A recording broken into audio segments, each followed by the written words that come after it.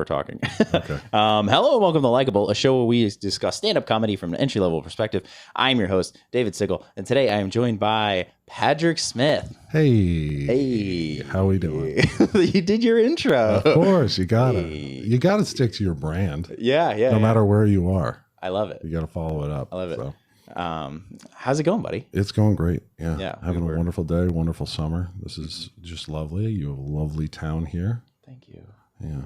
Yeah. This is a long time coming. I mean, we've been chit-chatting for a little bit to make this we've happen. Been and sliding into each other's DMs for quite some time now, flirting with each other on Instagram, and it's nice to hear the Likable being shout out on the. Of course. Yes, I did a thank you video or thank you pod that I recorded here when I had a guest that canceled last minute, and you guys were featured for that for about 5 minutes because it was just me by myself, and I never put it out because it was a terrible episode. It was mostly, and honestly, what made me really not put it out was I was thanking Sean Barnes in the Super Salad podcast, and I still can't remember his co-host's name. Jay Leonard. Fuck. Yeah. The thing is, I listened to that pod. I just can't remember Jay's name. Yeah. So in the moment, I'm like, wow, this is terrible. And I just stopped recording. You got to do a hard edit and just be like, Jay Leonard. Yeah.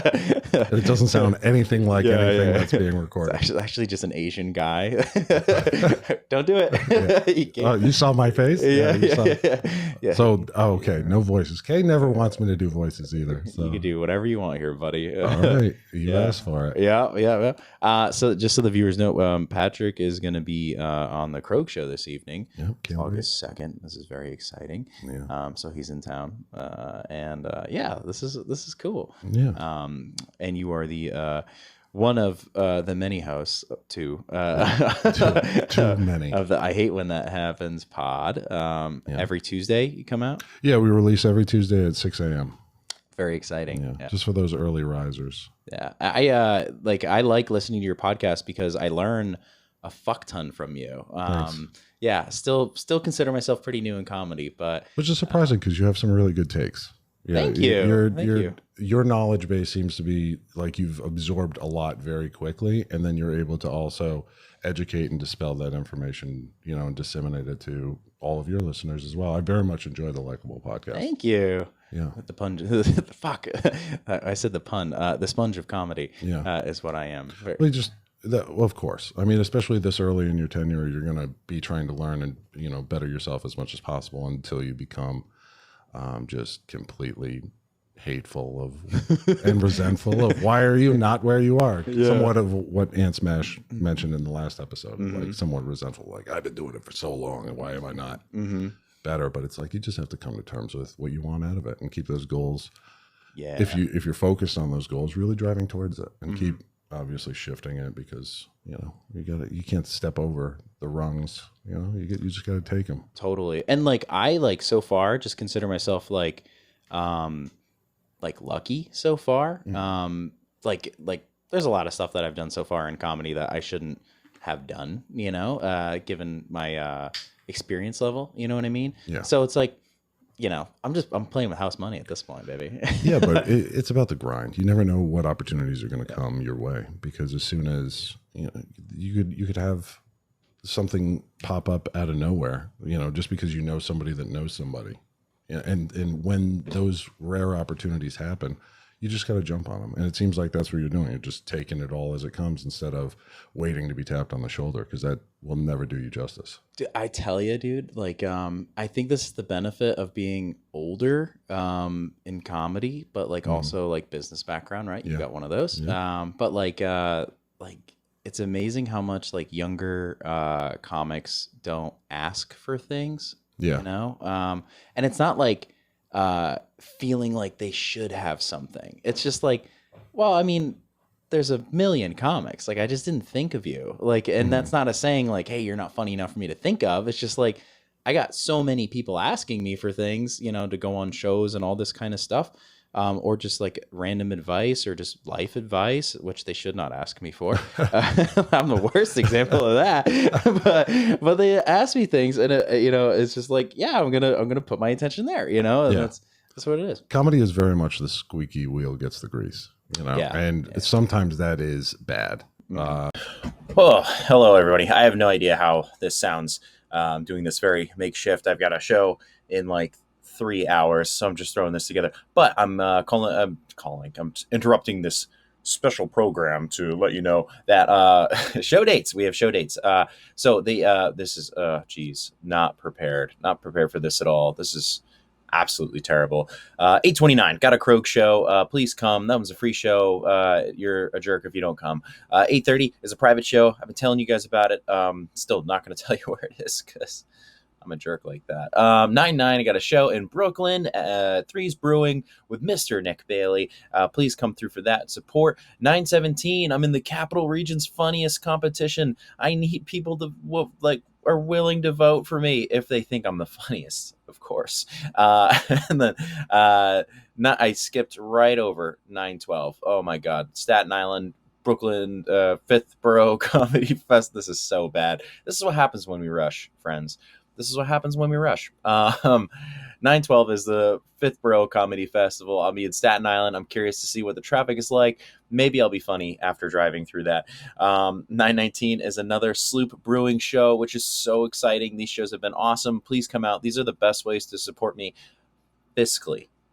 Physically, I don't really know. And then 9:20, I'm in Olive Bridge, show put on by Mr. Keith Prince. I don't know where Olive Bridge is, but I don't like olives. I don't know if anybody knows that. 9:26, I'm on a Don't Tell. This is don't tell anybody about it, though. That's not cool if you do. Like the private show I told you about, but it's a different thing. But don't tell anybody about the Don't Tell on 9:26. Can't tell you anything else, actually. And then I can't see my own thing. 9:27 is another Croak show. Come out, support. Their shows are free. Our brewery sponsor will be Zeus Brewing, which is my good friend, Jeremy's brewery. Please come out and support. You guys are the best. Because, people that may not be funny enough to be on it, but they keep, really grinding somebody that is heavy into producing or heavy into even just traveling. It doesn't have to be like, if you're constant, let's say I'm sure you make the trek down to the city. I'm sure you potentially bring people with you as well. Yeah. Sometimes people tag along that may not be up to snuff, let's just say that. And what winds up happening is then they get those networking opportunities with the people you've already laid the groundwork for. And it just kind of smooths that path. And it's the same way in business. Like when you meet certain people, just because I'm sure you do with beer distributors and then the beer reps. And then now you have like 3 different contacts for people that could potentially wind up having venue options. I had one, I don't know if you do with Remarkable Liquids. Yeah. Oh, we can talk about this stuff. Yeah. So Remarkable Liquids, they have a guy, I don't know who your rep is, but Ben Harrington is an absolute amazing. Jeremy Irving, I'm sure you know. I know Irving. I used to have Hutch. Okay. Never met Hutch. Ian Hutchings. Yeah. Never met him, but Jeremy was my guy for a while. And then Ben Harrington was my guy, and he did radio shows and he worked with Marin and stuff. And we talked comedy. He would show up sometimes to take beer orders, and I'd be like, I got nothing for you. And then we'd spend the next probably hour talking about comedy and stuff. And he just like loved that whole aspect of it. And I was like, yeah, this is great. And he's like, I know three different bars that are looking for like entertainment in Schenectady. So do you want to go talk to them? I'll do the introduction and everything, and we can get talking about producing. That was actually the first time I had ever produced a show, and that was Nico's. And what's funny is it just came up on my then and now on Facebook. Oh, really? Yeah, Rooftop Laugh Stop. So they had a like massive rooftop that you can go and drink on, and I was like, oh, I want to do an outside show. Yeah. And it was not a good idea, so we actually moved it downstairs, even though it was Rooftop Laugh Stop. Outside stuff, it's tough. It can be. Yeah.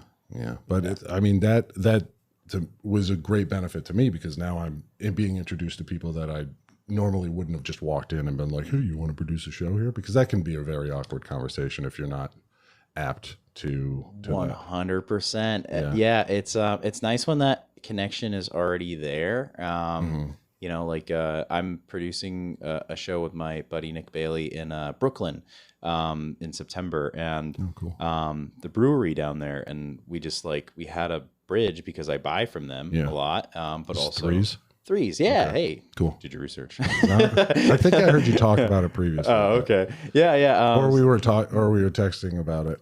Perhaps. Something about Threes. Yeah. It's crazy how fast that snuck up on me. We have to do ticket sales for that soon, and I get stressed with ticket sales. So much anxiety. I don't know why we do this. I don't know why I do this. I know. I hate producing shows. But yeah, so it was nice that there was a little bridge there. And actually, what started that whole thing was that a dude that was one of the original partners there moved to Rhinebeck, and his kid goes to Rhinebeck High School, and like he met one of the owners of the bar that I work at, and he's like, "Oh, go check out the beer. We sell your beer." And then we started talking. He was like, "Comedy venue connected to the guy," and then it was just all that kind of stuff. It's beautiful when it all works out like that. Yeah, it was because cool. it feels like kismet at that point. It's like this was meant to be. Yeah. But really well, hopefully your show goes extremely well, like blows them out of the water, and your ticket sales you don't have to worry about. You hit that point where you're like, all right, we're good, and now I'm gonna stop stressing. With Sloop, we've only had one show with them so far, and you have another one on the 9th. The 8th. Okay, 9th is Don't Tell. Yeah, this will be out after that. This will be out after that. But what's it called there? The 8th is Sloop. When we had that show last month, we had like 6 ticket sales beforehand, and I'm like, all right, I'm gonna lose a lot of money on this, because we were paying everybody and all that kind of stuff, and then time of show 41 people. It was just That's awesome, dude. Yeah. It was. It felt like gambling. Yeah. I was like, I'm hooked on this now. But you say, why do we do this? And you come into this art form and you don't expect all of these other extraneous things to be a part of it, and you slowly learn. Like when I came into it, I wasn't on social media. They existed, but I wasn't constantly posting or anything like that, or sharing things or doing stories or all that. And so I remember I was having a conversation with Dee Bellinger's favorite comic, Terrence Green. Okay. And I'm just sitting there because I was lone wolfing it very early.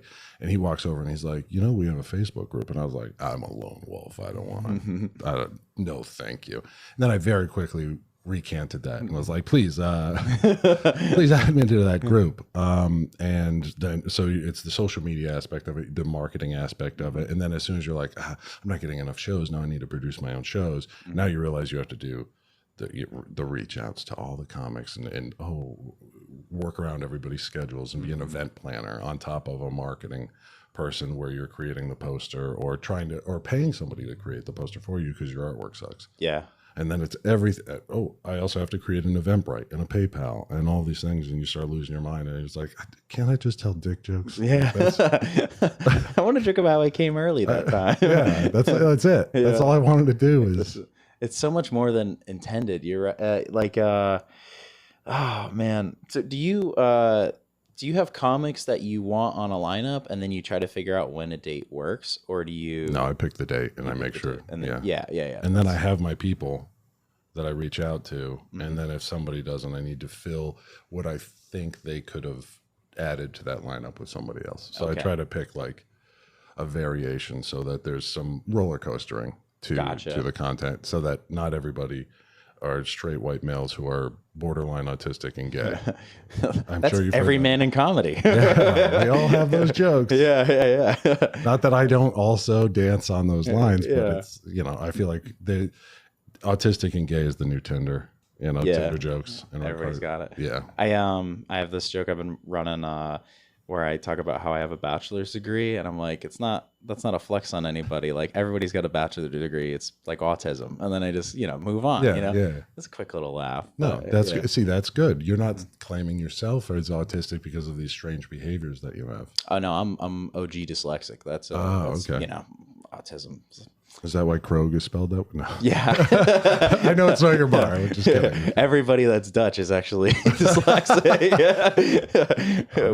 We don't get it right. I think that's what they sound like. I don't know. Yeah, you said no voices, and here you are. Ah, dude, I can't help it. Now, you can only do different white voices. That's it. Yeah. I have a joke specifically that talks about how Italian is the only slurish version of the voice that you can do. Yeah. And then I reference like how you drive by an Italian restaurant, and it's the only place that'll have like neon lights displaying the food types that they have, like pizza and pasta. And it's like, I drove by one. It's in in Glenville, New York. There's no sign. It doesn't say what the restaurant's called. There's no anything. All it says in the window in neon is pizza pasta. So it's like, what the fuck is this? You got to call the number and be like, do you guys have calzones? I didn't see it on the window. Yeah, exactly. That's the menu. Yeah, that's the whole thing. So, and then that kind of led me into the joke of like, oh, Italian voice, you know, because you can't do black voice, even though I do it. Black accent's fun. Oh, it is. It's the best. Yeah. Michael's not going to like this episode. Michael, I miss you. Yeah. How long has it been since you've seen Michael? Let's talk about it. Ooh, 6 months. 6 months. Yeah. How are you alive right now? Every time he keeps coming up, I miss him. Just like when you guys were at Comedy Works. I don't know if he came up to Lark the last time you were there. No. That was Gabe Baldizzi, Jordan Malice, and I. I've seen Gabe there a few times. Yeah. I was like, who the hell's that? And they're like, he's from downstate. And I'm like, okay. And then he did some wild shit. And I was like, okay. This guy, I like this guy. The young mad scientist. Yeah. Wow. Gabe looks like he just left the lab. Okay. Yeah. I love Gabe. With the glasses and the wild hair. I'll take it. We bonded, him and I, really quick because, in the beginning, I was driving everywhere by myself and like everything's like at least an hour away. Yeah. And then I was doing this Levity Live trip every week and it was an hour and a half. And I, Gabe was in Kingston, so it's hour 15 for him. I was like, hey man, do you want to like carpool every once in a while? And he's like, yeah. So every Friday, one of us would drive, yeah, that's awesome. Which was cool. And then it was like, let's hit up Brooklyn, let's hit up Albany, let's do this. You know, so it became like one of those things where like I definitely respect the hell out of Gabe because like I know how much it sucks to just commute everywhere, and he's doing it too. So yeah, it's cool. He's actually taken like a little sabbatical, and I think he's going to Austin. Oh, cool! Like now, like fully moving? No. Okay. Like he bought like some kind of weird airline thing where all the flights are wicked cheap. But he's like flying all over the place right awesome. now. I think that's this. I know what you're talking about. I think it's either Spirit, Frontier, or JetBlue, but they have a package where it's unlimited flying for a certain amount of money. Yeah, which is crazy. Amazing. That's awesome. As long as you're just you got to drive to the airport where they fly out of, and they have their terminal. So I thought about that too, but I was like, I don't have that much PTO. So, yeah. Unfortunately, I have kids and a job. Yeah, so that does not allow me to leave. Fuck. What do you mean 2 weeks? Yeah. You realize I'm a comic, right? Yeah. You're not going to see your dad for 2 weeks. No. So it's funny. The commuting thing was also a big problem for me too, because I live in Broad Albany. So a lot of in the Albany comedy scene, that's 45 minutes away, so it turns, and obviously you're doing much more driving than that. Oh, still 45 minutes. Might as well be back and forth. And then, you're driving 45 minutes and then getting drunk and then driving drunk 45 minutes. You're like, oh shit. It's only a half hour when you're drunk. Oh, I had this one time. This isn't comedy related. We don't have to do it, but I'm going to say it anyway. Yeah, go ahead. Man. It was Halloween and it was a comics house party on Halloween, and I went to one. This is when I was dressed as Louis C.K. and I had this fake dick that was hanging up on my pants. So it is somewhat comic related. Yeah. And I was walking around, and the next day, actually, when the photos were posted, I had a female comic that was like, "Delete these photos right now. This is disgusting that you would be." And I was like, "LOL." But I'm like, what? It's like whatever, So I went to this comics house party, and then we were playing Flip Cup, and the only thing I had to drink was wine, which is obviously way too strong for Flip Cup. Yep. And then after the Flip Cup game was over, they're like, "Oh, it's time to go to bed now," and it was like 3:30 in the morning, and I'm like, "Oh my god." If I leave right now, I will make it home before I'm drunk. You're like doing math? Yeah. I was like, I just drank all that. I'm good right now. It hasn't hit me. Got in the car. And I'm like, I got to go the long way so I don't go through where the police are. And don't drink and drive. Okay. Yeah. Please don't. Do not. I don't know what the statute of limitations on this He's either. probably going to edit this out. But, and then I was driving on this road, and then I woke up 4 towns over, about to hit a bridge, the side of a bridge. I was like, how did I get here? You were going to hit the side of a bridge? Oh yeah. I slammed on my brakes, pure adrenaline. How do you hit a bridge? So Are you flying? Basically, or in a boat? It sits like this, and the road comes to a dead end stop there, but there's a turn that goes right around it and up the bridge. So you can hit the side of the bridge. this isn't Scotia. So, and I don't live anywhere near Scotia, so I shouldn't have been in Scotia. I don't know how I got there, but I woke up and that was a pure adrenaline. And then I went and drove home wide awake, totally sober. Yeah. So I was like, sobering experience. yeah, hands on the wheel. And that was the last time I ever did anything like that. Hell yeah. Now I control myself. Yeah, well, that's why they call it Nova Scotia. No Go Scotia. What? Yeah. No. Spanish, baby.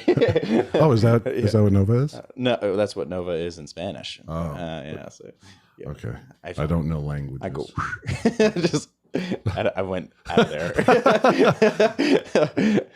But yeah, what were we talking about? I don't know actually. I told you a drunk driving story. I don't know why. Wow, you just loosened me right up. I've known to Damn, do that. Yeah. Sorry. I'm biting my lip for. Yeah. That's for you. As you're doing that, a fly flew past my face. Ew. just so the viewers know. Yeah. It's important. Man, we really got off on a tangent there. Yeah. Comedy. Oh, you were talking about driving. Oh yeah. Yeah. So that. Drive a lot. Yeah, but I mean, you got to go where the opportunities are, especially if you're gonna like mix scenes, and if you're going to Brooklyn or anything. I've made that drive a few times and done the New York mics. Usually when I go though, because it's such a distance, and it's a destination too. I try to make a weekend of it, or like one. It was I think it was 2019. Yeah, I did like I took a week vacation and just went down and did as many mics as I could. That's sick. Through the week, but I was walking everywhere, and by the end of it, I was like dead. It's exhausting doing that many mics and that amount of time though. Yeah, that and the quality of everybody with you that you have to sit, like not that go with you, but if you're going solo that you have to watch, because you think you're going down and you're going to see all the like best comics in New York City, and it turns out that it's not necessarily the we'll cut I will wait an hour. He couldn't even wait 20 minutes. That's okay. Get these headphones back on. I'll fight him. Do I edit that out or we keep it in? You can keep it in. Hell yeah. For the viewers at home, when we got to the studio today, there was a gentleman that was charging his phone in the studio, and he needed his phone back. We believe it's fully charged. We don't know. No, it was at like 80. It was at 80%, you saw? Yeah. Oh, fucking. That's his choice. Yeah, that's, well, what is it now? If he's getting on the train, what is he going to do? But you think you're going down to the city and you're like, there's going to be so many amazing comics. And then it turns out that there's like 2 at that open mic of like 20 people that you're there. And you're like, oh my God, I have to. You never realize that good is there's a contextuality behind, like, just because there's more people down there doesn't mean there's more talent. It just means there are probably more people that are taking it more seriously, but that doesn't mean you're going to see them on a regular basis because of the opportunity 100%. That's down there. Yes. I mean, I feel like we talked about this on the podcast so much lately, but like, it's still just like, man, I don't love the city comedy that's down there. I mean, it's absolutely necessary. I'll say that. Okay. But the etiquette and the community, I don't know. And maybe it's just because I'm outside looking in, I'll say that. But like, people leaving mics before mics are over just to go to the next one to do, a 5-minute spot there, and then going to the next one as soon as they're done to go to do 5 minutes. And it's just like this continuous like rat race. I don't know. There's just no there's no sense of community, but also like, I don't know how you don't listen to other people, and it's just like, I feel like that's so important for development, and just like, if I'm only doing my thing and I'm never hearing anybody else's perspective on anything, and I'm only doing my thing, I'm never going to hear another way to do my thing, or another way somebody does it. And therefore I'm never going to figure out a new way to do my thing when my thing isn't working anymore, Very true. Yeah. So that's what I feel like. Obviously you got to go down there at some point to get past at certain places and to do, I think the stage time frequency is very important. Yeah. And it's almost invaluable, but like, man, like, it's also, I'm grateful that I'm up here learning, before I'm down there. I think the difference between that is that's pure grind. And here it's more, I'll say both Hudson Valley and Albany scenes, and I'll say Utica scene too, is more about the community and building it up and kind of making those connections and that hometown vibe, where I'm sure that happens to a degree in such a sprawling metropolis as New York City. But at the same time, because there's so many people, it's harder to really weed out who you want to necessarily network. And you never really know. You could have a diamond in the rough on just a random night of somebody who wasn't doing great, but then all of a sudden it's their turn, and they have one amazing set that really changes the game for them. And because you've associated yourself with them, it changes the game for you, as per our previous conversation earlier. 100%. But just to parallel this, where do you work out? Where do I work out? Yeah. I currently go to my hometown gym, IXL Health and Fitness. Okay. Is Olympic plates? No, not anymore. Okay. I used to go to Sport of Iron in Kingston. Gotcha. But yeah, I switched to the old people gym. Got it. Okay. Yeah, it's cheaper, and it's a mile and a half away from home.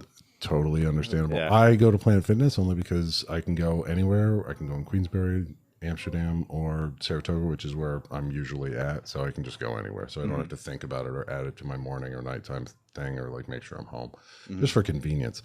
But have you ever done CrossFit? I attempted to do it for like 3 classes. Same. Was not my thing. Yeah. But that is the communal gym where you go and there are constantly coaches there. There are classes, and everything is a class with a predetermined workout of what you're going to be doing that day to push you in that direction of your WODs, right? But if you go to your gym, you're just doing your thing. You're going in, you're going out, and you're leaving. You're not waiting for somebody to come up and tell you how to do something when you're plateauing with your progressive overload. 100%, correct? Yeah. So your gym mentality is different than your comedy mentality. Why do you think that is?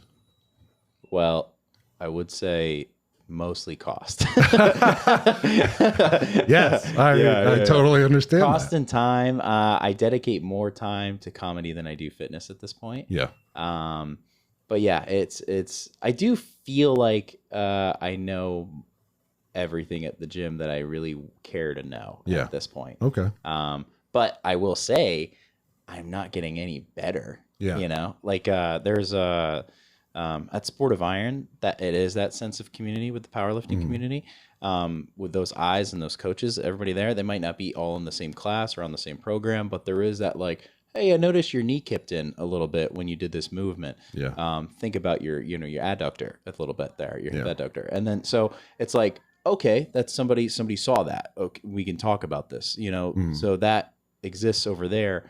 I would get better there, but like right now I'm strictly maintenance right now. Yeah. Which I totally understand. Yeah. And I will say I'm the same way. Like I love the communal aspect and kind of building that up in terms of comedy, but don't fucking talk to me at the gym. I do not need to hear anything you have to say, except for if there was a serious person that wasn't obviously juicing like hardcore. Yeah. Then I would probably, but even that guy would probably listen to it too. Yeah. I mean, you got to listen to whoever's bigger than you. Yeah. unless they are just farm strong. Right. Yeah. Okay. Yeah. I don't give people advice anymore at the gym. Yeah. I stopped that forever ago. I did do it recently because what's driving me nuts about this gym, I'm going to vent about this. That's fine. So it's an old people gym, right? But it's also like a family gym. And for some reason they had this, there's like a French family that comes there. Okay. And they brought their kid who's probably 10 to 12 years old.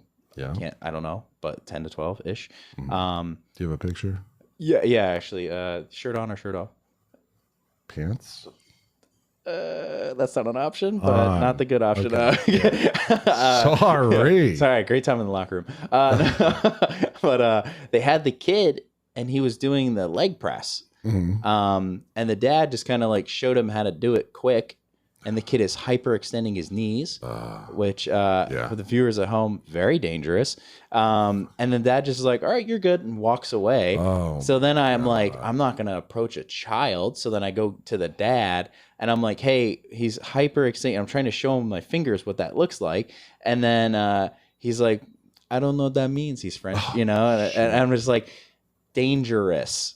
dangereux. And he's like, oh, and then he like walks over and he like, you know, so he gets the kid to like do, and then the kid's only like 3/4 of a rep. He's not actually doing it, but it's still significantly safer than hyperextension, you know. So anyways, that was the first time I corrected somebody in forever. Yeah, I don't. There's a lot of people that do a bunch of weird shit at the gym, and it's like, I'm gonna just close my eyes. Yeah, and especially at Planet Fitness, I don't want to be kicked out because of the lunk alarm or whatever. Oh yeah. Even though the people that are doing the weird shit are banging weights and being totally wild. I could describe it, but for the viewers at home, you wouldn't get it.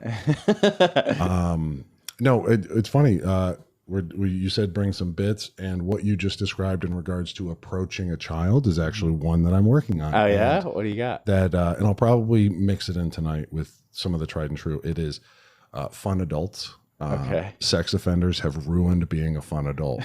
So like if you're out and like kids approach me all the time and they're like, look how fast I can run, and I'm like, wow, buddy, I could never catch you. You know? And like playing with that dynamic. Obviously, this would be before my reveal that I have children in terms of the lineup, but like just that idea. Because there's so like kids love to talk to everybody unless they're coached otherwise. Yeah. You know, obviously there's some kids that are very quiet. Like my kids are very reserved because they don't want to, you know, they just want to do their own thing. And they don't need to involve everybody. But some like little girl, there was a little girl that I was just walking by and they're like, hello. To me, and I'm like, okay, hi. You know, you are very pretty. And it's like, how weird is that?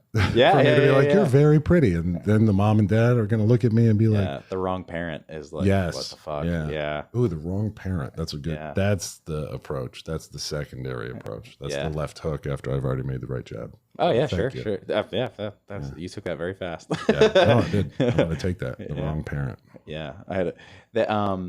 My nephew is, half Puerto Rican, but he's got like the darker skin, which again, super jealous of. I know, I get red. Oh man, but I was playing with him once, and he has these. He's only 2.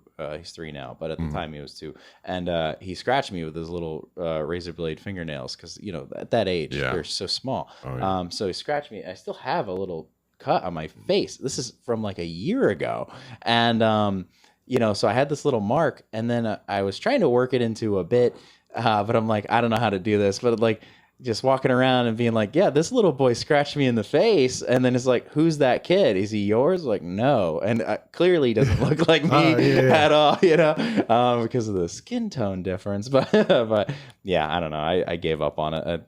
I was rocking a mustache at the time too. So perfect. Yeah, doubled down on the creepiness. Yeah. I had a molestache for a little bit. Yeah, molestache. Which but it wasn't for the bit, but I was like, I'm just gonna do this and see what happens. It was kind of before it became the thing though, and now I'm rocking the beard well after it's been a thing. So, yeah. But I haven't grown a beard my entire life. Really? And twice, COVID, and then now. Okay, why the change?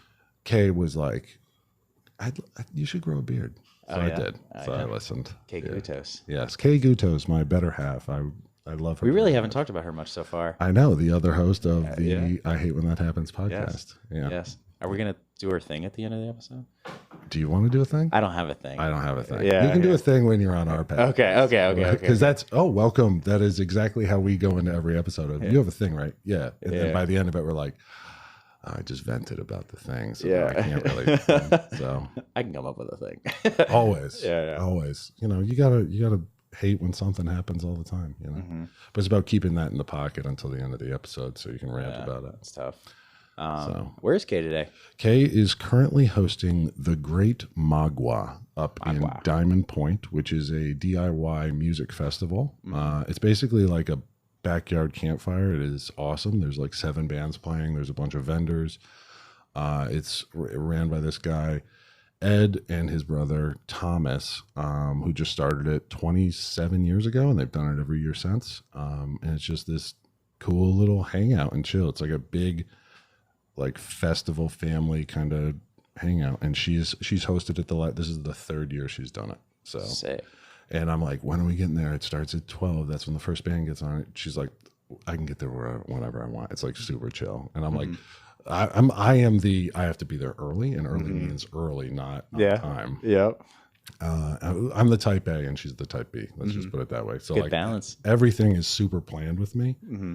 to like disgustingly so. Like I have an entire in November. I have like we're going on a trip in November, and I have it like completely planned out. But I haven't told I haven't told her anything about where we're going or anything. Yeah.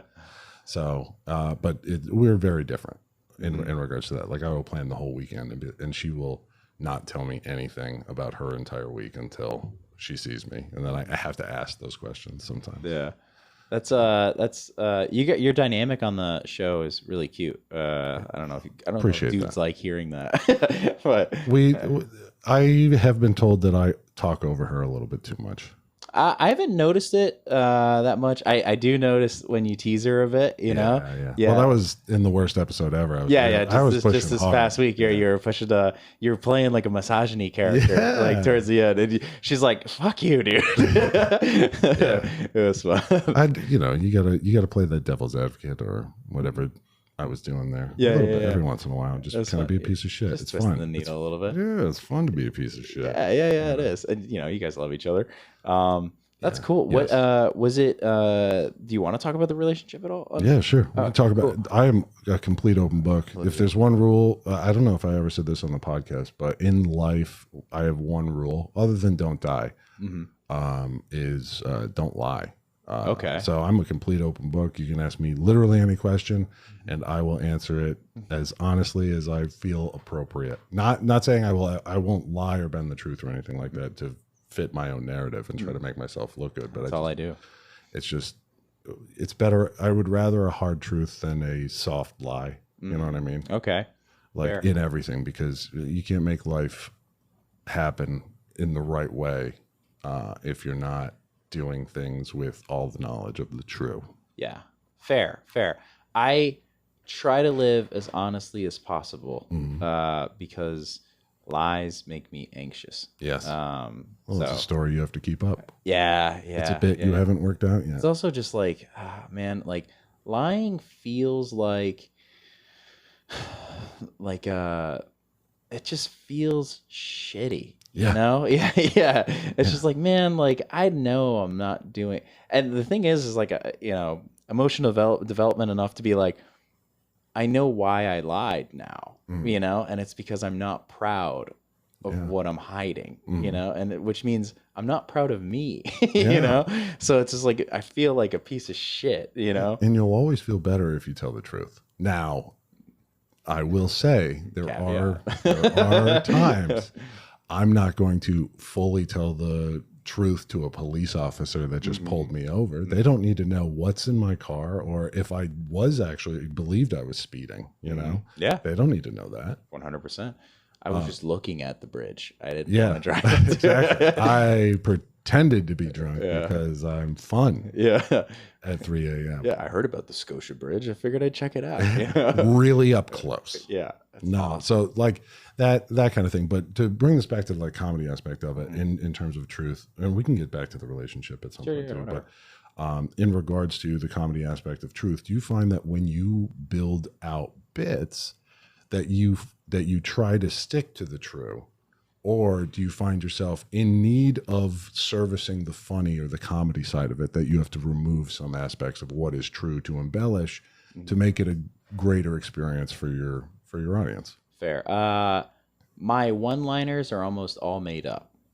Okay. My stories are almost all true. Okay. Yeah. That's fair. There's, and that's just how my brain works, I think. Stories are really easy for me to remember, and that's because they've happened to me, and I can remember that. Maybe I'll add in a little note that might not be 100% true, but usually that's just a slight little thing to make the story slightly better. Like I told a story about my sister defending me once. This was like a month ago, and the woman on the other side of the door yelled that like David will never amount to anything. Like that's what I was 8 years old. This woman said that. I know. My sister kicks the door in and beats the shit out of her. Right. Yeah. Bending your honor. I changed the woman's name in the story, so there's a slight little lie. I think that's fair. Yes. But it's it was very close to what her name actually was, and it actually still fit the story very well because there was a tag that came with that. Okay.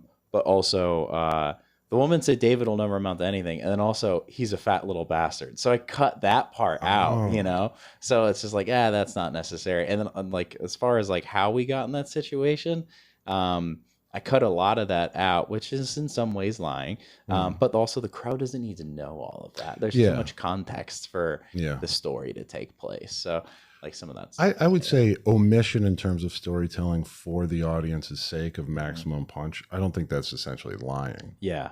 Now, if I asked you, where were you last night?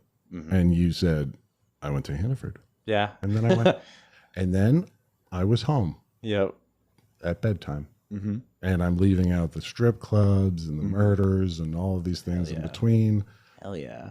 You know, like that is a lie of omission, especially if it's to, you know, your significant other or something like that. Yeah. So, but for the audience sake, you should cut the fat. Yeah. You know, cut the fat little bastard. Yeah. I'm fat enough. So, what were we were talking about Kay. Relationship wise. Yeah, relationship wise. So you guys are both comics. Yep. You guys met at an open mic? Yeah, so I was actually there for her first open mic, and I remember thinking like, oh fuck, here we go. Here's another person that thinks they can do comedy in a wild and boisterous way, because she came in hot, like, and I don't mean attractive, which she was, but it was more along the lines of like, I'm the next big thing. But she didn't make that known, but that was like the vibrancy that she was giving off. And she was new at comedy at that point in time, and you were how far along? I was like 6 years in. Okay, how far along are you now? 8.5. Okay. So we're building the timeline here.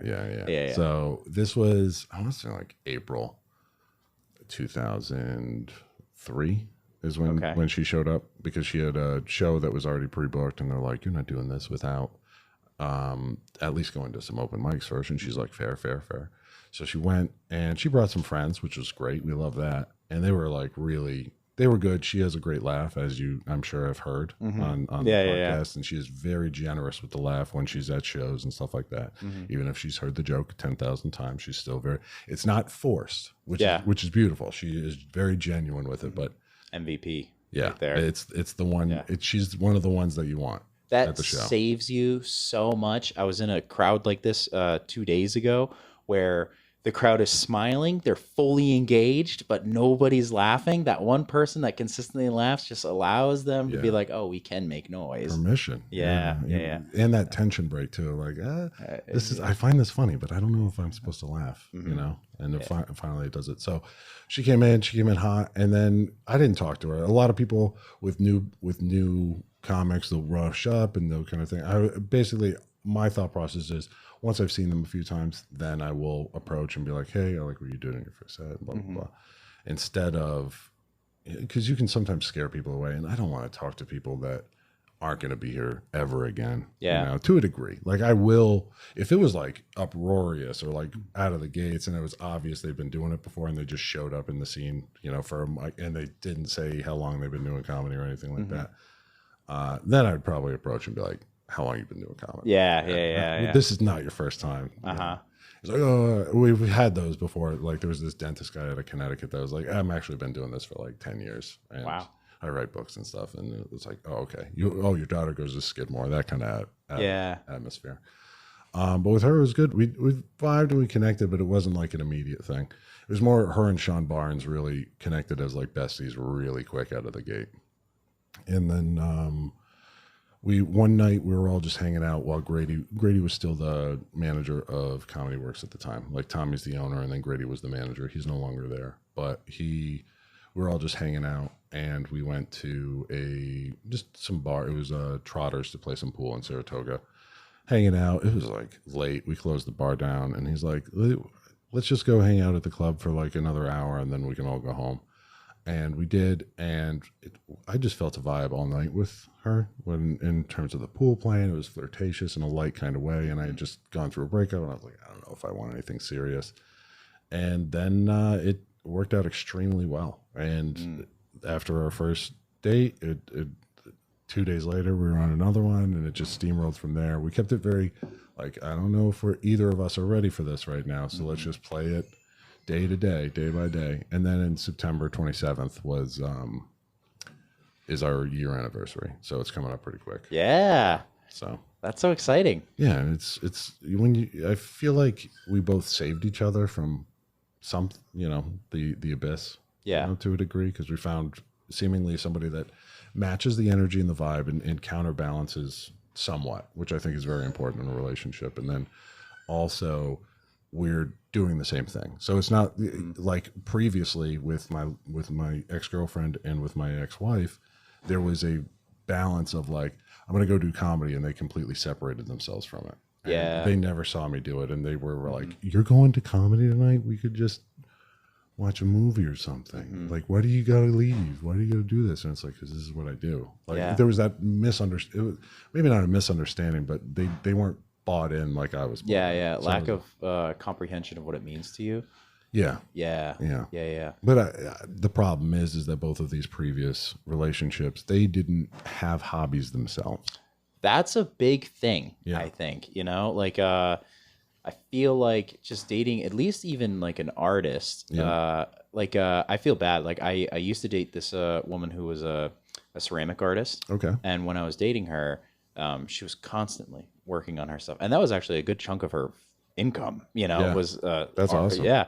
And I did not grasp that concept at all. So I was like, you don't have time for me? You're not making time for me? And she's like, no, I have to fucking work, dude. And I'm just like, you could make clay at this time. You could, and I was like, literally, I was such a shitty fucking boyfriend. And then pick me boy. Yeah, pretty much. But then after I started doing comedy, and then I realized how like impossible dating was for me at this time, I did end up reaching back out to her and being like, hey, like, I sucked. Like, I'm sorry. Like, it's weird when you come to that realization down the road. Yeah. Right? But it's good that your emotional maturity allows you to self-reflect in that way without kind of, again, bending the truth to fit your own self-narrative. Yeah, I realized at some point I did not understand the pressure of how much time has to go into making a thing, and that is just, and hers like legitimately has calculated amounts of time for like how long this has to be in the kiln, how long it has to be out in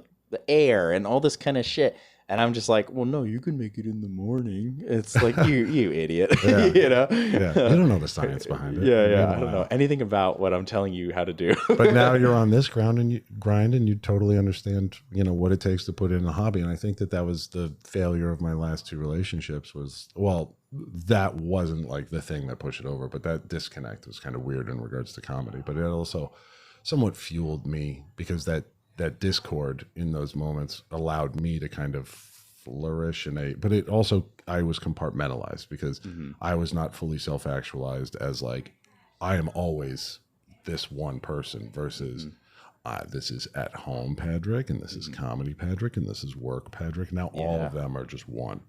And that helps the comedy, I think, too. Yeah, I definitely in terms of confidence, in terms of stage, in terms of surety when I'm delivering something that I'm just me doing my thing. Yeah. You're not like not in a different mindset when you're in a different room. Yeah. And that definitely helps. Yeah. And even if that is somewhat the case with like work, because that's like I have to follow HR and I have to say all the right things and I have to make sure that I'm not breaking against the mission of the parent company and all of those things. But it's like, okay, I'm going to separate myself and say disgusting things that hopefully my bosses never hear. Yeah. Have you ever had that potentially happen? Not my boss. Well, kind of. I had some contemporaries that were like equal managers to me that went and saw my show, and they're like, I can't believe you said that about You our invited boss. them? Yeah. Oh, okay. They were my friend though. Okay. And then the worst part of it was when I went to an open mic at Lark Tavern, and you might have heard this on my podcast, but I went to a open mic, and someone that worked for me went to the open mic knowing I was going to be there because they wanted to see my set, and I just did my prom night story, and then they repeated the punchline at work for like a full week before I heard them say it. And then I had to confront them. Yeah. And be like, what are you doing? And he was like, oh, it's so funny. Blah, blah, blah. This is your thing.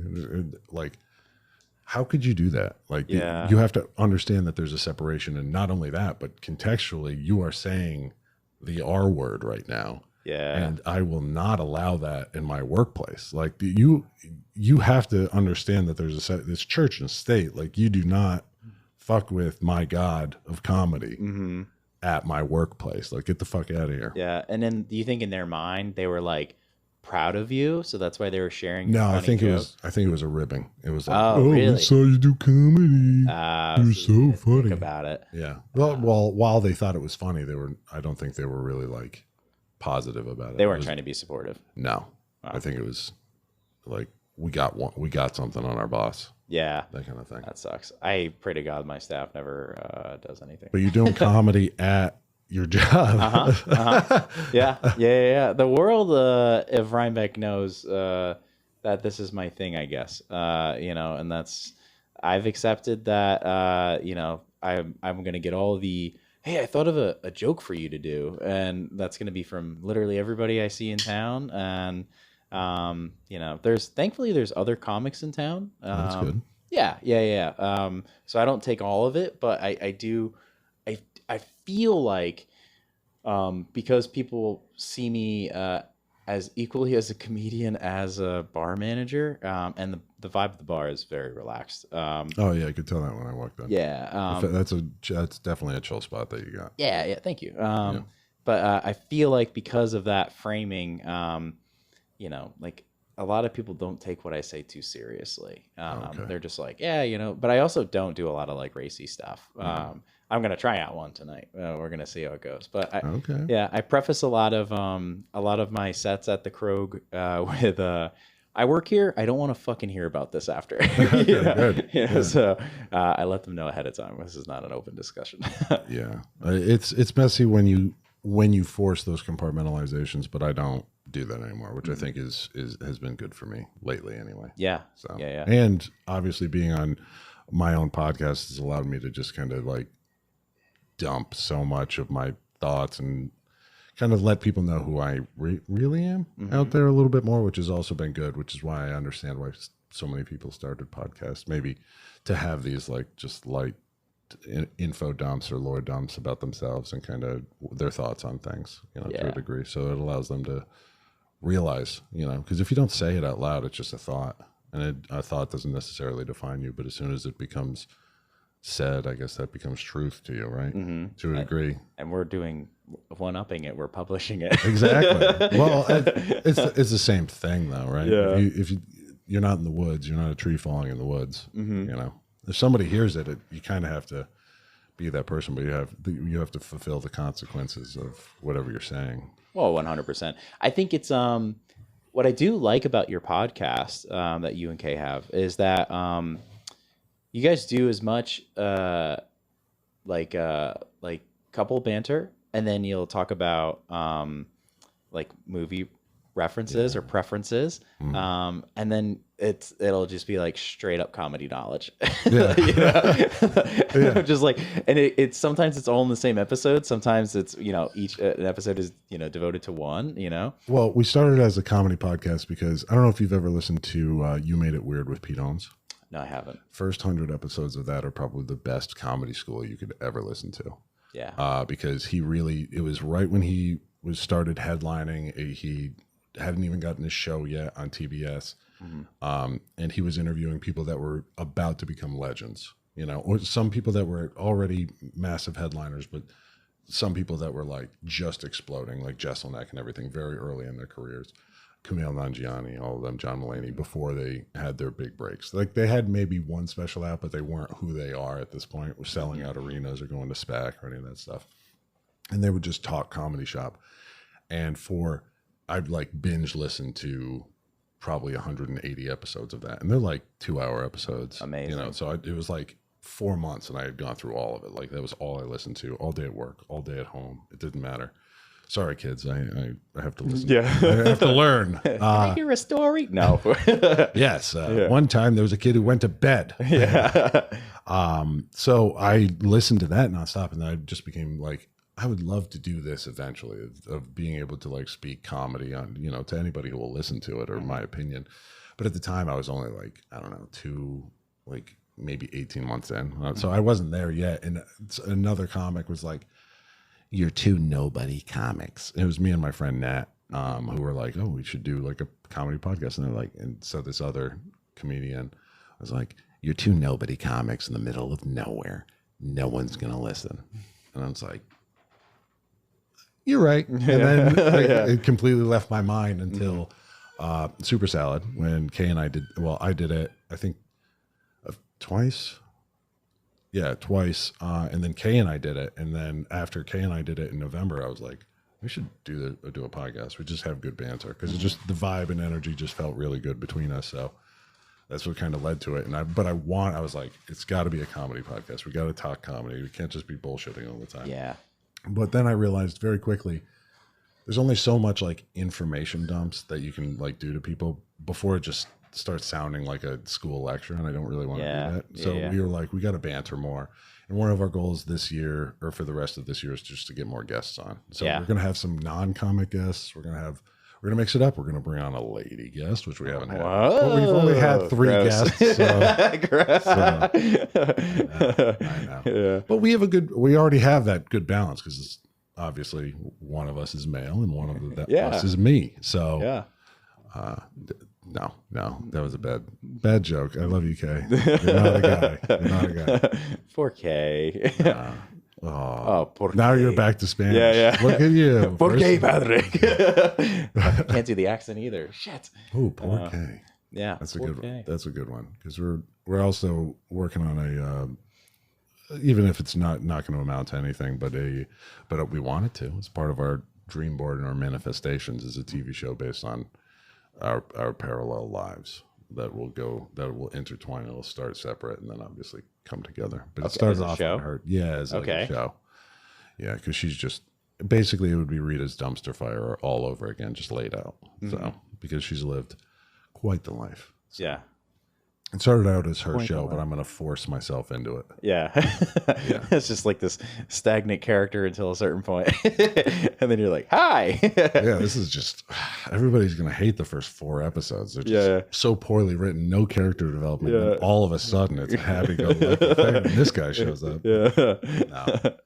But that's part of like her like 10-year plan for herself, which is good. And I love that she's so focused on her own self-development like that. I think that's a beautiful thing. That's really cool. Yeah, because for a while I feel like you and I have that very similar kind of outlook of like, it would be really cool if something happened, but I'm not gonna force that to my own detriment. You know, I'm not gonna try to burn bridges or make sure that I'm constantly like over networking or pushing myself too far when, obviously you got a life to live, you got a business to run. You can really overstress yourself, and there could potentially be a point where while doing that and chasing your dream that you give up on it because it's just, you kind of hate the grind of it all. Yeah. I think I feel so energized after shows, with the exception of producing them. As soon as I can figure out how to get on more shows without having to make them mine, because I care so much about numbers and metrics for some reason. Yeah. I think it's just from running small businesses that I'm just like, I did 2 shows a month for my first year. That's what my average was. And now I have to make sure I do at least 3 for the following year. And like, I've been very fortunate this year to where I'm averaging 4.5. And I'm like, God damn it. So like, in July, I only had 3. And I was like, all right, this is okay. This is okay, David. And then I got added onto a show on July 31st. So I was like, okay, like we're back to 4. Yeah. So it's just like one of those things where it's just like, but that is going to quickly dry me out. And, so I'm just trying to be cognizant of that because like, I don't know, like what's nice about talking to like more experienced comedians is that like, they have a full grasp and understanding of like, hey, it's going to be good for a bit and then it's going to be bad for a bit, and it'll ebb and flow. Like, don't put so much pressure on. One of my favorite sayings came from my hospitality mentor, and he said, some days chicken, some days feathers. Like you're going to have time periods of like, you're almost overworking. And then there's going to be time periods where you're just not chosen, and you have to come to terms with that because it's about like the wave or the ripple through the community, because there's a time when I think it was October through January of this past year, where I was like, every weekend I have like a show or two. Like this is like I have to be a father. Like this is getting bad. And then I just stopped saying yes. Yeah. Which felt wrong. Yeah. But it also allowed me to like, because towards the end there, I was like, I want to fucking quit comedy. Like I can't keep this up. I'm not being a person. Like it's just work all week and then it's comedy on the weekends, and I feel disingenuous telling these jokes. Like I don't feel like I like it anymore. So it was nice to kind of step back and just say, I didn't say no to a lot of shows, but it was like 2, and then for like a while there were like no shows. I was like, fuck, what did I do? Yeah. Like, a month would be cool. Yeah. But it was somewhat intentional to kind of step back, but it also allows me to kind of reinvigorate my love for it, and kind of, not that it ever like disappeared completely, but I go through those phases. Yeah. I think taking a step back from something also gives you great perspective on like how good it actually is. Or just like, I don't know, like I feel like everything in life, I always lifted heavy, right?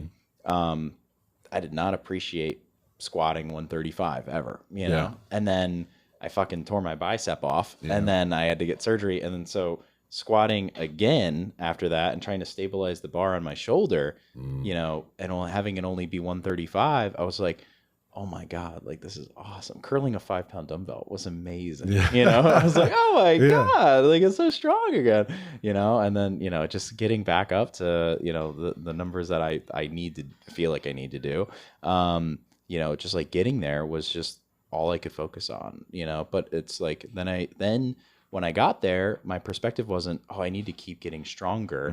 It was like, no, I'm just happy that I've gotten back here. Like, I'm happy that I got back to it. It wasn't taken away from me. I was able to get back, and then, you know, now I have a different relationship with, you know, squatting, you know. I love squatting. It's so good. Yeah. It's good. So I do somewhat of that. I actually, in regards to working out as well, what I'll do is I'll do heavy progressive overload, where I really push into like how heavy can I go, and then I will stop that about halfway through the year and just go straight volume. So I'll reduce the weight. I don't know if you've ever used like Boring But Big. No. Where it's basically a 5-3-1 program where you build up to your 95% of your max, your PR, and then you drop it down to 50%, and then you do 10 sets of 10 reps of 50% of your weight. Okay, almost like the Romanov or the Smolov method.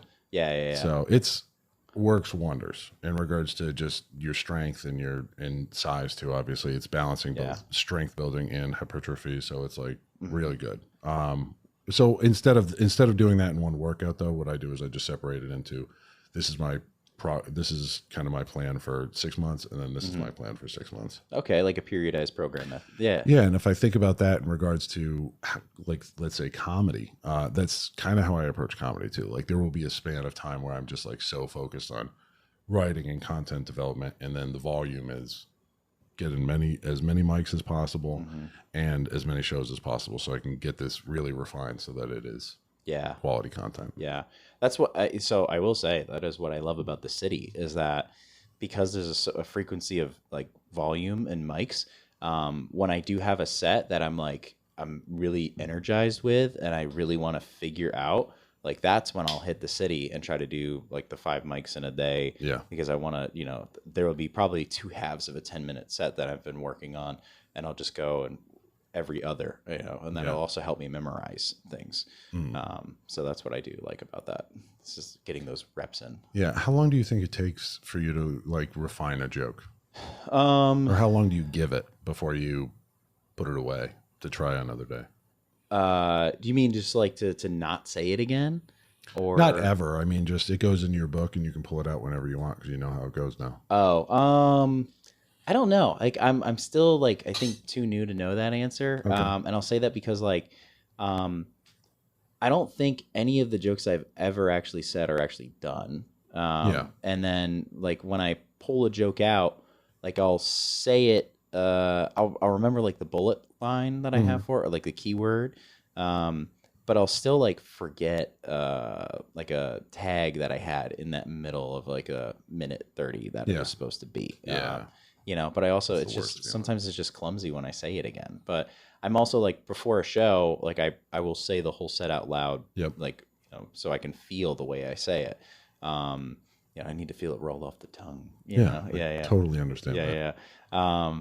So I'll do that. But yeah, I don't know. I don't have like, I've been trying to not bring notes up on stage and then have recall on stage to being like, all right, I just riffed with the crowd for a little bit. That triggers a different word. And then I'm going to pull out a story that's in relation to that, you know? And I've been bringing my phone up, but just for the time. So I know if I'm about to start a story, how much I need to condense it. So I can hit the right bullet points and still not go over the time. So like last night I did 15, and I had the timer on stage with me, and it was just like one of those random things where like I looked down and I was already at like 7:50, and I was like, all right, I don't have time to do this other story, but I have this other one that I've been working on, so let's just try it out. And then, you know, I did that, and it only ended up being like 2 minutes, and I was like, fuck. You know, so I'm like, what else can I pull out of my ass here? No, those are the worst times when you have to fill time, and you're like, oh my god, if only I did this other. Yeah. I went from a surplus to a deficit in very quickly. 120 seconds. Yeah. How does it feel to be interviewed on your own show? It's okay. Yeah. It's weird. Like I was on a different podcast earlier this week, and it was weird to just kind of sit there and have people ask me questions. Yeah. Because I'm so used to just, you know, going at you. You know, it is weird. Yeah. Do you find it weird when you're a guest on somebody else's show? This is actually the third podcast I've been on that wasn't my own. So, and the first time I was ever on a podcast, it was weird because they all smoke pot, and I hit it once, and then I was like nonverbal through the podcast. Like, and I didn't know any of them. They were just there was a comedy podcast that was happening. I don't think they do it anymore. But they were like, "Oh, we'd love to have you on," and then they all know each other very well, and I'm like, who are you people? Like, is this supposed to be funny? And then they'd cut to me, and I'd be like, so it was weird. And then Super Salad, and then another one, which I think I forgot I even did it, but I don't know. I just love to answer questions and stuff. I'm better with prompts than just thinking off the top of my head. Yeah, I guess. It's the best way to do it. So if you have prompts, give it. You want prompts? Oh, you don't have to give me prompts, but I question. I think I hit most of them actually. Is there anything you want to know that we haven't talked about? Anything I want to know, or we haven't mentioned on my podcast? You want to hear what my prompts are for this? For what? For this episode? This is a look into my note writing process. How long have you been doing comedy? We covered that. Yeah. What's it like dating comedians? Oh, we didn't really touch on that. Oh, okay. Yeah. Okay. Cool. Relationship wise, it was great. It's been great with that, but I feel like it's somewhat difficult because you may have different. You want to support each other, but also there is some like, why are you on that show? And then you have to listen to, and I know she's listened to me say this a few times, like, it's weird that they haven't picked me for that show yet because that is my style. You know, it's those weird back and forths of like, like obviously there's less women in certain scenes, so there's certain people that get trying to be very conscientious here. So there is a delay in what I'm saying as my brain tries to come up with it. Diversity hires. Let's just there's a thought process of calling it that. I'll be 100% honest. I always make sure I try to have female representation on the show and some kind of either minority or LGBTQ plus representation, and strictly for the fact that like when I'm putting together like a croak show, I've got that there.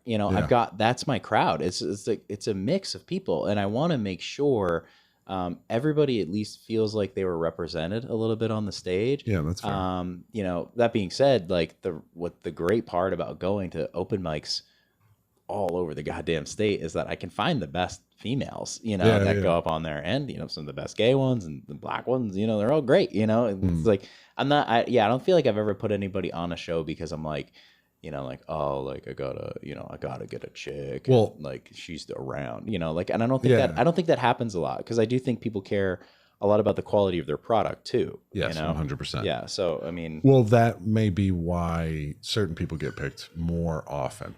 Oh, right. In regards to that. So yeah.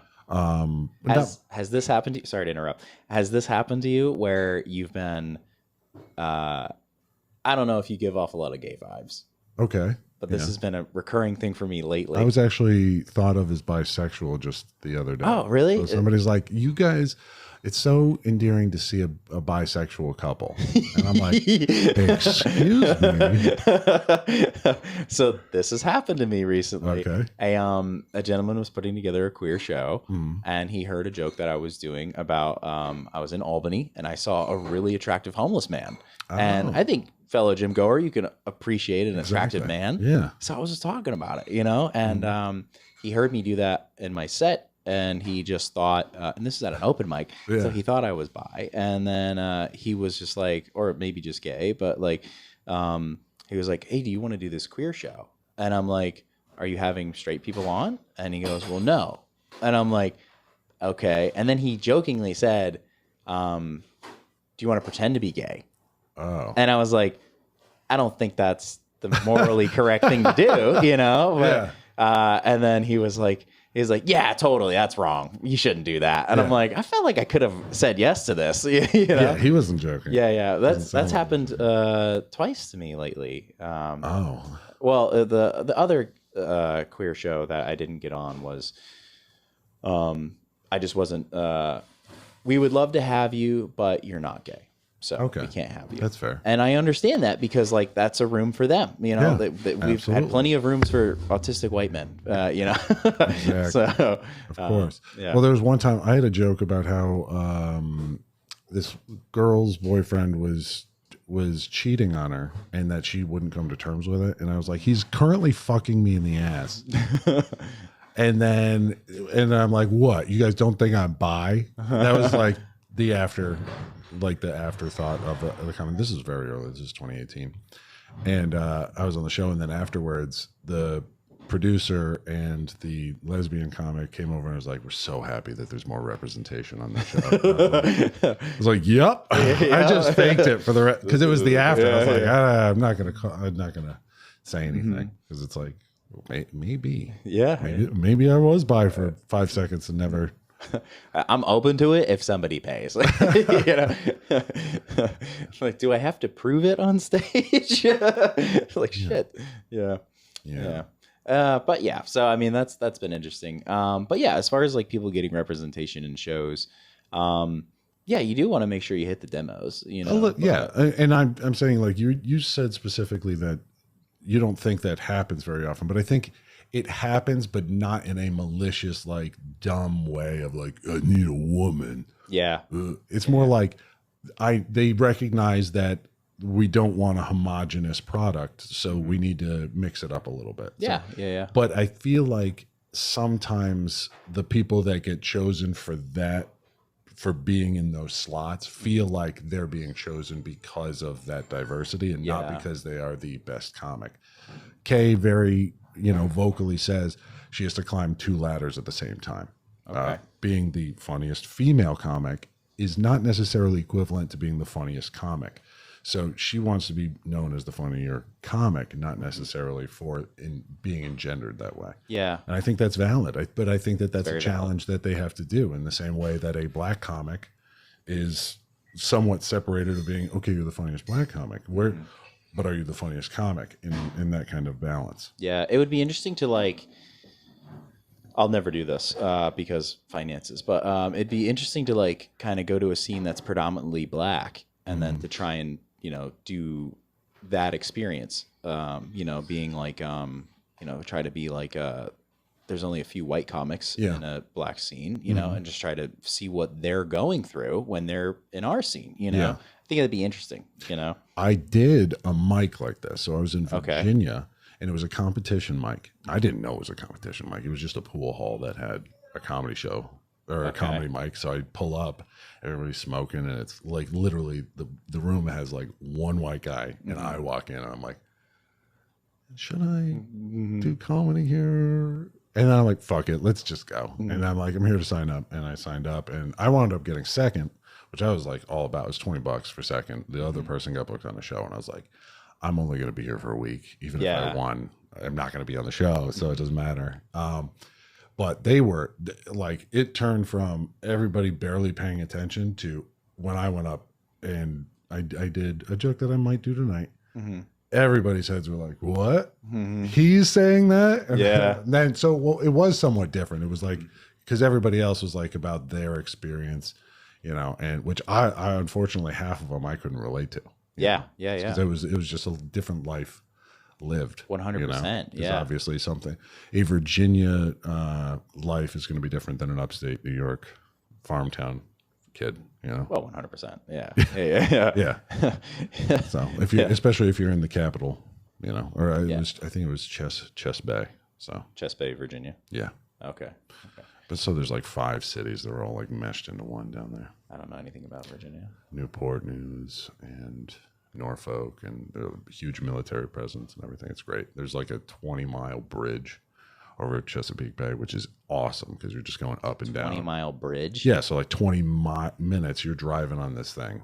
And That's it's just wild. Ocean on one side and the bay on the other. And it's like, this is insane. How did they build this? Why have they not made a movie about this? Like them in a car chase, like with this bridge, and then it's like collapsing behind them, you know? Because you have to like outrun this for a while. Maybe that's a really cool some of it goes bridge, and then you go underground, and then you go back to more bridge. So there's this little island. How is this not in a Fast and Furious movie? I feel like the best bridge action thing was True Lies. At the end of True Lies, when they have the nuke you haven't seen True Lies? No. With Arnold Schwarzenegger? No. Oh my God. Came out in 1994. So it's Jamie Lee Curtis, Elijah Dushku, Arnold Schwarzenegger, Tom Arnold, Roseanne Barr's husband. Yes. Directed by James Cameron, who did Terminator, who did Avatar, who did Avatar 2, who did Piranha 2. It's fucking Titanic. I don't know why I didn't say that, but it's really good. It's comedy action. Are you not a movie guy? I'm a dumb movie guy. Okay. Yeah. So True Lies. Yeah, I'm big into like Marvel and you know, fantasy stuff. I like Marvel. Yeah. To a degree. Did you see Final or Fantastic Four? Yeah. You loved it, didn't you? I did enjoy it a lot. I liked it because of the pacing a lot. Okay. It goes by so fast. Yeah.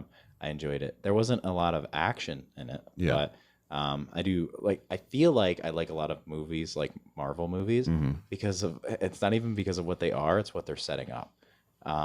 You know, because I care about like this giant arc of the story. Like I like when they were doing Infinity Wars and Endgame. Like I appreciate all the other movies so much more because it's all these little pieces that come together to make this one event. When the threads all finally knot. Yeah. That's so cool. So. I like that too. I feel like Marvel has made a mess of itself after Endgame. Oh, dude, the Kang Dynasty thing. Horrible. Dropped it. I loved Jonathan Majors as this character. Good. He was really very much like, and I'm personally am very obsessed with the concept of time. Me too. Oh yeah. Ooh, yeah. See, we're so similar. I knew we'd vibe. This is gonna be a fun car ride. But like, that's the Patreon content and OnlyFans. But yeah, so Kang I loved in like the Loki series. Did you see that? Great character in that. It's unfortunate what happened to him. It sucks that they dropped him. I hope they bring him back somehow. Apparently they're in talks. Yeah, I'm so hopeful. I'd seen that, but he's an unnecessary villain at this point. Is he though? I feel like he kind of is, because now that they're fast tracking Doom, I feel like he kind of is. But don't you think, because this is going to go on like New Rockstars, but don't you think after the whole Doom thing is done, when they reboot the entire universe, reset everything, it could begin with him again? Potentially. Because what are you going to do? Thanos again? Come on. Yeah. You know, they'd be like, oh yeah, we have to reboot Thanos. Yeah, we're gonna reboot the Infinity War. This one's blue. Oh, is this where he gets his Thanos copter? Yeah. Do you watch What If? No, I started it with the first season, but after that I stopped watching it. Okay, so it became just too much. Yeah. That's where I'm like, all right, because none of these were really, they had a few good what ifs, but then there was a bunch of like, who cares about this? Yeah, and they also didn't. Some of them didn't really add up. Yeah. It's like just because he didn't get the snow. But there was I don't know if it was season 1, but Ultron like comes back, or Ultron wins. Yeah, It's yeah, like yeah. the episode. I think that was season 2, episode 1. Yeah, I loved Ultron. I will watch that Avengers movie a couple times just because I like James Spader's voice. Yeah, great. Yeah, and I just like this concept of evolution. But like him winning, it was just like this cool thing. So I hope maybe they explore some of the what if concepts and the, but also the multiverse is exhausting. So well, I'm fine with the multiverse or the other verse or anything they want to call it, as long as, and this is the most important thing, there's a plan. yes. So map it out. Apparently WB, they're trying to sell DC now. That's what I had just Really? heard. Yeah. So they're because they're going through a huge shakeup right now with Discovery and Warner Brothers wanting to separate. And Zaslav went from making over $100 million to $20 million in a year, and they're fired like 10% of their supporting staff with marketing, all that stuff. It's a shit show over there. So apparently they want to build up. They want to announce Batman. They want to build up the DC brand so that they can add like equity to it, so that they can then sell it off. Makes for sense. like a bunch of money for Warner Brothers to try to continue. And but they don't have a plan, I feel like. Yeah. And it's the same thing with Marvel post Infinity War. And I said this right when Infinity War came out, I was like, as soon as this wraps up, they better have fucking a shitload of like ideas after this, because otherwise you've just made like a perfect 23 films. Like they're not all perfect, but like in terms of like creating that quilt of story that feels like soap. Like I remember when he snaps his fingers in the theater, everybody erupted. And there's that viral video of it, of the sound of the audience and stuff. It's like, God, that was such a fucking peak cinema moment. Like, even though it may not be like top film or like film critics' choice of like best, that moment was like on anything else. It's the same thing with like Avengers Assemble when he's standing there, or when he Captain America. There's so many moments in the last like 40 minutes of Endgame that are like the most like sought after of like, oh, that is so good. And the Russos did a great job. But after that, it felt messy. Doctor Strange 2 and even up to Thunderbolts, I didn't really like. You didn't like Thunderbolts? I didn't like any of post Endgame except for maybe Guardians 3. Okay, loved Guardians 3. I liked Quantumania with the exception of Kang losing. I didn't like that at all. Really? Yeah, that was way too much of a mess. I feel like everything's just been like loose threads without it. Loki was great. That was good. Very to me, well Loki thought about show. to Marvel is Andor to Star Wars, that kind of thing, in regards to quality setup. I don't know if you watched Andor. Loved Andor. Okay. I think Andor is peak. It's almost like a completely different thing from Star Wars in my mind. I think that's where you start. At Andor? It's weird because Andor makes Star Wars almost like Finnegan's Wake. Have you ever read Finnegan's Wake? So it famously does not have a beginning or an end. You can literally pick it up anywhere in the book and get the same thing out of it. The first sentence of the book starts halfway through the last sentence in the book, and it's built as essentially Ouroboros, which is the snake eating itself, is like the whole point of it. And it's written by James Joyce, and it's written in like really weird dialect. Everything is like, you can go through an entire paragraph and there's 500, not really 500, but there's like 30 references to other works and other things of like, that means this in this context because of this dialect and this language. And it's like an impossible read for the most part. And I forgot where I was going with that. I got sidetracked. I fucking Andor, Star Wars. Yes. So Andor kind of creates this circle of like, you want to start watching Andor and then get to Rogue One, but that immediately bleeds into A New Hope. And then you want to watch the rest of it, but then you want to get back to the beginning and then go into episode 1 and 2 and 3. And then you kind of want to go right back into Andor. But now I want to watch it all over again. It's like this weird, it creates a circle of the 3 trilogies. Yeah. In that regard. Yeah. Which is amazing. Yeah. It's amazing. Yeah. But Marvel doesn't have that. Not currently. No, but I mean, Loki was the closest to it when it ended, and but there's no Kang where now, he is. Yeah, yeah. So it kind of makes it somewhat irrelevant, which sucks. Well, no, because his station in like how Loki ends. Yes, his station matters more than anything. And I guess Tom Hiddleston, who plays Loki, is supposed to be a big role in Doomsday. And with Secret Wars comes before Doomsday, or Secret Wars is after Doomsday?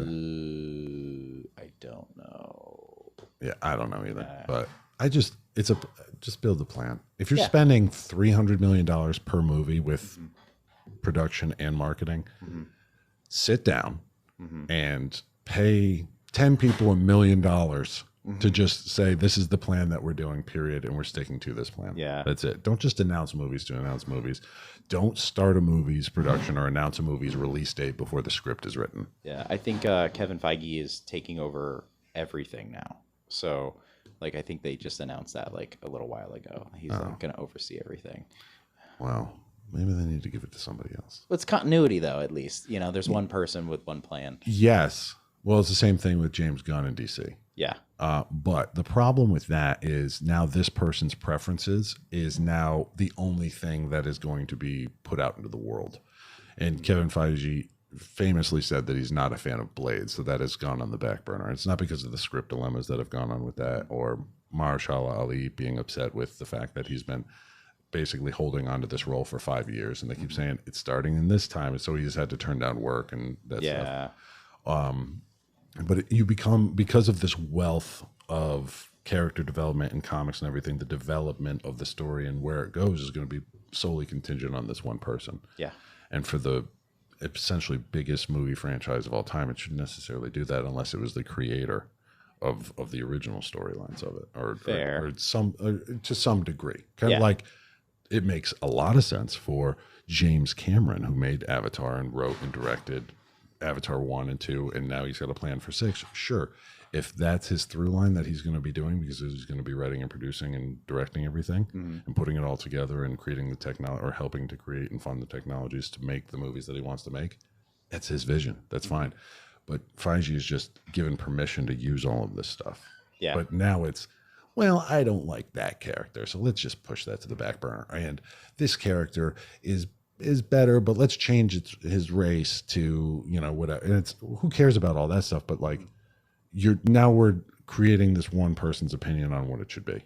Fair. I agree with that. I would like to think that they have a lot of different directors and all that kind of stuff that all have their own visions for how the movie could go. But if it goes to one person's desk where he's just like, all right, how does this look in the big scheme of things? Well, I'm sorry to interrupt you. Yeah. That is the problem that they had with Edgar Wright with the original Ant-Man, is he wrote and directed it, was supposed to anyway, but he didn't wind up directing it because, well, not fully. He didn't get final cut for it, and they basically were like, you have nothing to do with Marvel anymore because of the battles. Marvel basically told him, you're going to do and make the movie we want you to make. Gotcha. You're not going to make your own thing. You're going to do what we tell you. And then everything became extremely cookie cutter until they essentially followed these somewhat basic things like Captain America 4, for example, which I was not a fan of. Which one was that again? Is that Civil War? No, Civil War was 3. 4 was where Falcon became Captain America, and Red Hulk. Or New World, right? Order. Yeah, that one was. So like, we do have to wrap up soon, but what I will say is, like, I think a lot of this was like kind of hurt by writing strikes. Yeah. And then I think Captain America was partially done during COVID. I think, which sucks. Yeah. Well, they also had to reshoot it and change who the bad guy was and do a million things because of so bad in so many scenes. Oh yeah, yeah. The backdrops and the green screen. So bad. And then the Red Hulk, which was the entirety of the marketing, was in it for 5-6 minutes. Yeah. I was like, come on, dude. And they're not gonna use him again. Also, choosing Harrison Ford for that role. Yeah. Why? Yeah. Why did you do that? I feel like he's gonna die soon. Yeah. Choose Bryan Cranston. Oh, that's a great idea. I know. Bryan Cranston with a mustache? Hell yeah. Yeah. When has that ever happened? Yeah. Not with just a mustache. No, he did that. Actually did that in the studio on Apple TV, which is a great show. I could talk fucking shows and movies for the rest of my life. I know. Welcome to the Likable Marvel podcast. Yeah. Now, you'll find very quick, I get called a contrarian quite a bit in regards to my taste in movies and music and a lot of stuff. And a lot of people just think I like to poo-poo on everything. It's just I like what I like, and I can destroy anything I don't. Yeah. With my opinions, but that also makes me very opinionated in regards to what I think is best for comedy too. And a lot of people may not agree with me. Yeah, comedians have opinions. Obviously, yeah, difference of opinions is important. And like I think you said this with Ant Smash in the episode that released previous to me showing up. And you said everybody's journey is going to be a little bit different, and my path is not necessarily your path. So my opinion doesn't have to be your opinion. You can say that the networking is not important at all. You can say that the grind and leaving the mics is just as important as the community sometimes, or maybe all the time. I don't need community. I'm doing this by myself. I'm a lone wolf. In Albany, that mentality may not help, but in New York, that mentality may help. Yeah. You know? Yeah. But yeah, so what else? Are we wrapping up? I think we have to wrap up because they close at 7 at 6:36 here now. So I want to give her time to clean up. Yeah. This is a fun episode, man. We covered a lot. This is going to be one of our longest episodes. That's good. And That's what I wanted. It helps that I just figured out how to put 2 chunks together. Which is cool. Yeah, as opposed to just having to cut a ton of shit out. Make it work. So this is cool. You're editing this though, aren't you? You can let me know what you want edited out. I don't want anything edited. Oh, okay, cool. Zero. Cool. Do you want the before I introed cut out? You want that in there? I don't even know what we said. Sure. I don't know. Leave it in. I'll send it to you so you can hear it. You can just leave it in. Just leave it in? I'm never afraid of anything that I said. Like I said, it's pure honesty. Live honesty, live moss. Yes, exactly. And then whatever consequences come from it, let it be. Yeah, let it be. I dig it. All right, we're going to exit out of here. Likable is filmed and recorded at Radio Free Rhinecliff. Thank you to Jen Hammoud and Matthew Rosenberg, our producers. And thank you to the Epicurean, which hosts us for each and every episode. Come in, stop and shop, and maybe you'll catch us on the air. Likable is a comedy-based podcast. We are experts at absolutely nothing and should not be taken seriously. Consider this your daily dose of very questionable wisdom and guaranteed hilarity. We hope. Proceed with caution and a healthy dose of skepticism. Padrick Smith. Thank you very much. Thank you. And listen to the I Hate When That Happens podcast with Padrick and Kay Gutos. Yes. Padrick Smith and Kay Gutos. I hate when that happens. Take her last name. You take Padrick Gutos. Yeah. No. She said she's not changing it. So regardless, we need to stop talking. But follow us. I Hate When That Happens podcast on Instagram, on Spotify, on Apple Music, anywhere podcasts are found. Thank you, David Stickle, for having us. This has been a wonderful time. And you are very likable. Oh, music. Thanks, dude. Yes. Nice little exit there. Yeah, you got jokes, yeah, you're insightful, but are you likable?